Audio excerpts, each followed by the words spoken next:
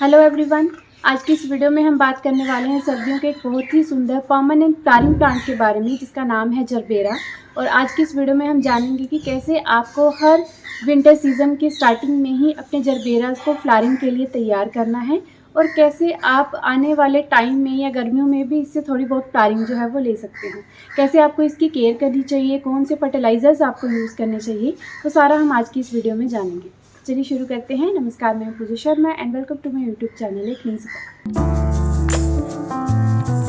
Gerbera एक permanent flowering plant है जो कि सर्दियों में बहुत ही अच्छे से ब्लूम करता है और अगर आप इसकी सही तरीके से केयर करते हैं तो आप इससे थ्रू आउट द ईयर भी फ्लावरिंग ले सकते हैं।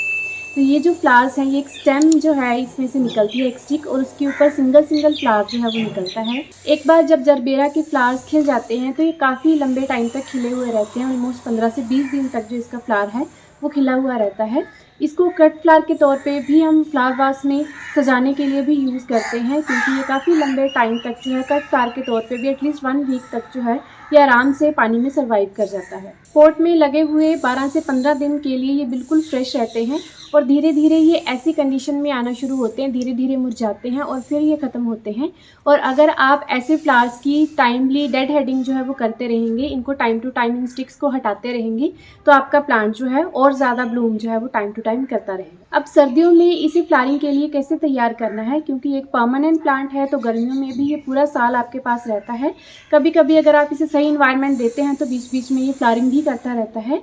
और उसके बाद जब विंटर सीजन इसका आ जाता है उस टाइम पे आपको इसे सही तरीके से फर्टिलाइज करके फ्लावरिंग के लिए तैयार करना होता है। तो आज जानेंगे 1 बाय 1 वो सारे स्टेप्स जिसके थ्रू आप अपने जरबेरा को फ्लावरिंग के लिए तैयार करेंगे और विंटर सीजन में कैसे इसकी केयर करते रहेंगे कि और अच्छे से फ्लावरिंग करता रहे। मेरे पास ये 5 जरबेरा के प्लांट हैं जिनके ऊपर मैंने सेम स्टेप्स अप्लाई किए हैं और आप देख सकते हैं सब में फ्लावरिंग जो है वो बहुत अच्छी हो रही है। और जैसे जैसे विंटर सीजन और पीक पे आता जा रहा है इसकी फ्लावरिंग और ज़्यादा इंक्रीज़ होती जा रही है। सबसे पहले आपको अपने जरबेरास के साथ क्या करना है कि काफ़ी टाइम तक वो इग्नोर हो जाते हैं गर्मियों के सीज़न में, तो अभी आपको उन्हें बाहर निकाल के सबसे पहले तो उनकी जो डेड लीव्स हैं वो सारी रिमूव कर देनी है। प्लांट के जितने भी डेड पार्ट्स हैं उन्हें हटा दीजिए ताकि प्लांट आपका फिर से फ्रेश दिखे। सारी उसकी डेड पत्तियां हटा दीजिए और जो पत्तियां उसकी मिट्टी के कांटेक्ट में आ रही हैं या बहुत ज़्यादा झुकी हुई हैं उन्हें भी आप हटा दीजिए। जरबेरा की पत्तियां तभी बहुत ज़्यादा डाउन जाती हैं जब वो डेड वाली स्टेज की तरफ जाने वाली होती हैं, अदरवाइज़ वो पत्तियां हमेशा ऐसी खिली खिली सी खड़ी खड़ी सी रहेंगी इसकी पत्तियां। अगर इसकी कुछ पत्तियां मिट्टी के कांटेक्ट में आ चुकी हैं तो उन्हें भी आप रिमूव करते रहिए। ऐसा करने से आपके प्लांट के ऊपर कभी भी फंगस की प्रॉब्लम नहीं आएगी और इसकी लीव्स में कोई भी टाइप की डिजीज़ जो है वो पैदा नहीं होगी। तो सबसे पहले हमें जितनी भी एक्सेस लीव्स हैं, ड्राई लीव्स हैं या प्लांट के जो डेड पार्ट्स हैं या डेड स्टेम्स हैं उन सबको हटा के प्लांट को पूरी तरह से क्लीन करना है। और अब बारी है इसको फर्टिलाइज करने की। तो प्लांट की इसके लिए आप अच्छे से गुड़ाई कर लीजिए। इस प्लांट को फर्टिलाइज करने के लिए हमें NPK में N और K की रेशियो को हाई रखना होता है, जो कि है नाइट्रोजन और पोटाश, और बीच की टर्म जो कि फॉस्फोरस है उस एलिमेंट को हमें थोड़ा सा लो रखना होता है।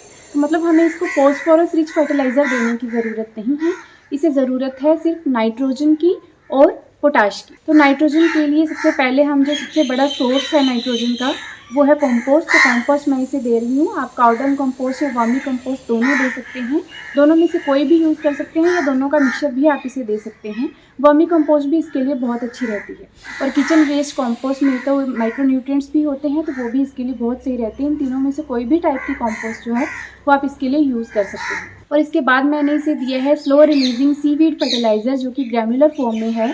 इसका हर एक में 1 चम्मच जो है वो करीब 10 इंच के पॉट में आप दे सकते हैं। ये धीरे धीरे प्लांट में माइक्रो न्यूट्रिएंट्स जो है वो रिलीज़ करता रहेगा और इसमें माइक्रो न्यूट्रिएंट्स की कमी नहीं होगी। लीव्स में किसी भी तरह की डिसीज़ या कोई कमी नहीं होगी, लीव्स पीली नहीं पड़ेंगी, तो इससे आपका प्लांट हेल्दी रहेगा। हेल्दी प्लांट रहेगा तभी ये अच्छे से फ्लावरिंग तैयार कर पाएगा। हमारी गार्डन सॉइल में और कॉम्पोस्ट में थोड़ी बहुत पोटाश की मात्रा होती है और सीवीड फर्टिलाइज़र में भी पोटाश की मात्रा होती है, इसलिए मैंने इसे अलग से कोई स्पेसिफिक पोटाशियम रिच फर्टिलाइज़र अभी नहीं दिया है। और उसके अलावा हम इसे देंगे एप्सम सॉल्ट।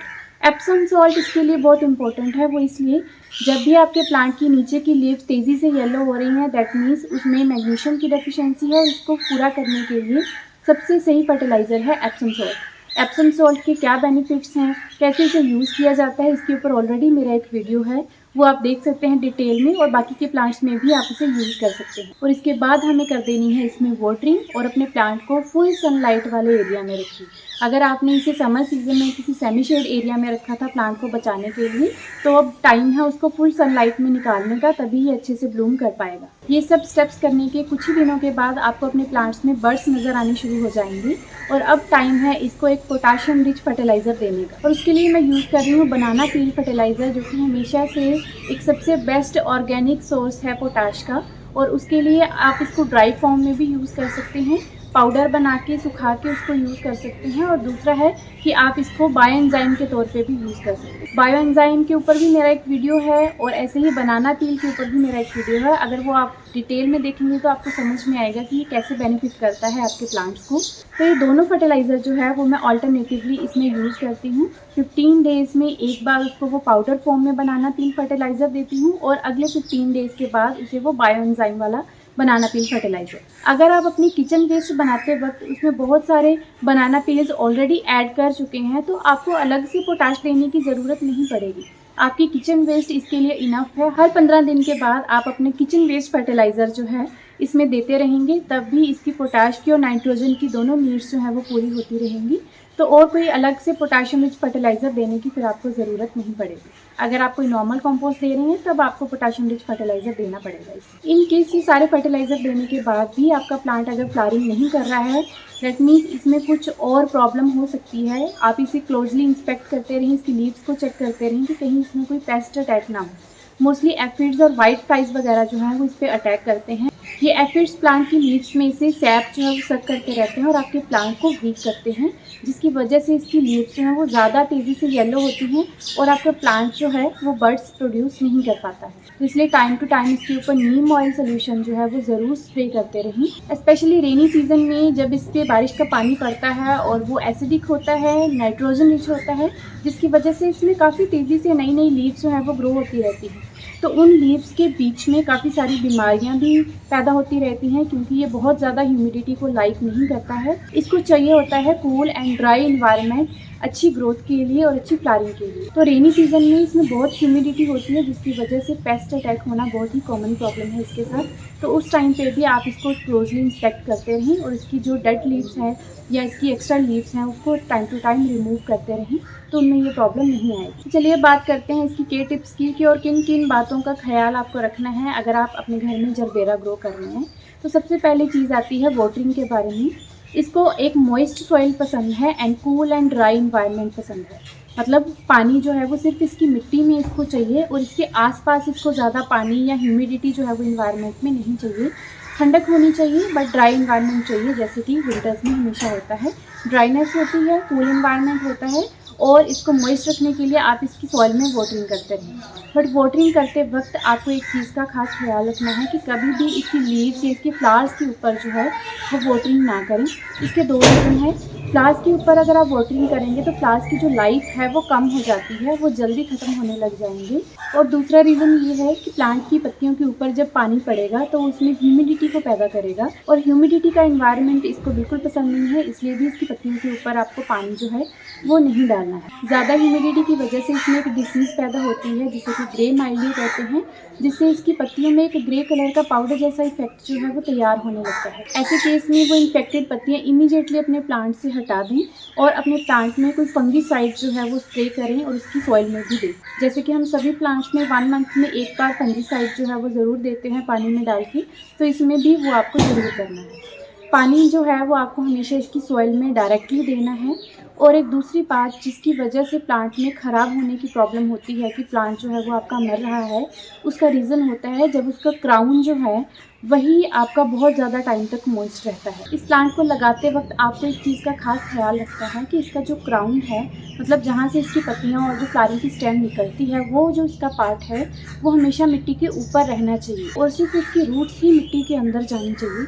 ऐसा इसलिए क्योंकि आपको इस प्लांट को ऐसे लगाना होता है कि जब भी आप इसमें वाटरिंग करें तो इसका क्राउन जो है वो जल्दी से ड्राई हो जाए। इसलिए ये हमेशा रिकमेंड किया जाता है कि आप अपने जरबेराज में वाटरिंग जो है वो हमेशा सुबह के टाइम पे करें, ताकि थ्रू आउट द डे जो थोड़ी बहुत सनलाइट या गर्माहट उसे मिलेगी तो उसका क्राउन जो है वो जल्दी से ड्राई हो जाए। अगर शाम को वाटरिंग करेंगे तो क्राउन ज़्यादा टाइम के लिए मॉइस्ट सॉइल के अंदर रहेगा, उसके ख़राब होने के चांसेस बढ़ जाते हैं और काफ़ी सारे टाइप की बीमारियां भी ह्यूमिडिटी की वजह से पैदा हो सकती हैं। तो इसलिए हमेशा सुबह के टाइम पे वाटरिंग करें और उसके क्राउन को ड्राई रखना है, ये चीज़ हमेशा याद रखें। अगर कभी फर्टिलाइज़र वगैरह डालने के टाइम पे आपको लगे कि मिट्टी का लेवल जो है वो अप हो रहा है, तो पहले पुरानी सॉइल थोड़ी सी निकाल लें, उसके बाद आप इसमें फर्टिलाइज़र ऐड करें, कंपोस्ट ऐड करें, ताकि क्राउन इसका मिट्टी के नीचे ना दबे। अगर आपके प्लांट में अभी ये प्रॉब्लम है तो अभी भी आप ऊपर की थोड़ी सी सॉइल हटा के उसके क्राउन के पार्ट को अनकवर कर सकते हैं, ताकि आपका प्लांट अच्छे से सर्वाइव करता रहे और फ्लावरिंग करता रहे। And last but most important tip कि इसको हमेशा फुल सनलाइट में रखें। जितनी ज़्यादा सनलाइट आप इसे प्रोवाइड करवा सकते हैं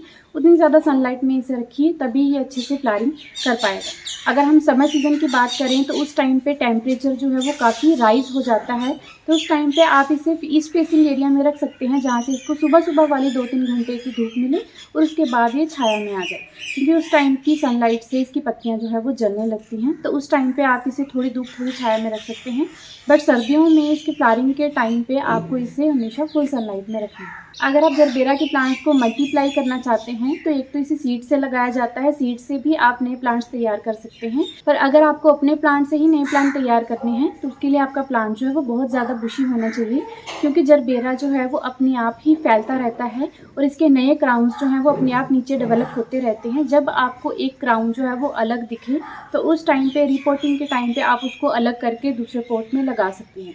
बट जरबेरा ज़्यादातर घने ही अच्छे लगते हैं, तो बहुत जल्दबाजी ना करें इनको अलग करने की। जब प्लांट बहुत ज़्यादा हैवी हो जाए, रूट बाउंड हो जाए, तभी इसे रिपोर्ट कीजिए और उस टाइम पे आप उसको डिवाइड करके 2 या 3 जगह पे करके लगा सकते हैं। बट इसके लिए बहुत टाइम लगता है, बहुत जल्दी जरबेरा नहीं फैलते हैं।